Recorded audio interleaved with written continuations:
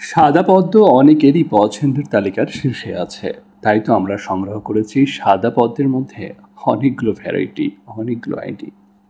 আজকে আপনাদের দেখাতে চলেছি H1 পদ্ম।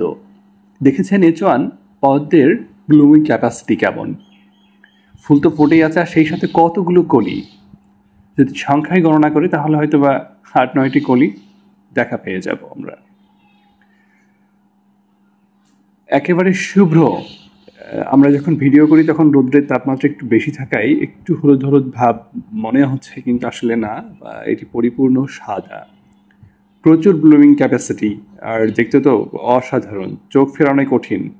ছোট কিংবা বড় জায়গাতে প্রচুর ফুল দিতে পারে। 5 লিটার গামলা থেকে শুরু করে আপনি যত বড় জায়গা দিবেন তত বড় জায়গাতেই ব্লুমিং ক্যাপাসিটি সমান তালে। সো এখন যারা সাদা পদ্মের মধ্যে খুঁজতে যাচ্ছেন, নিতে যাচ্ছেন, আমি তাদেরকে সাজেস্ট করব আপনারা H1 পদ্ম নেবেন।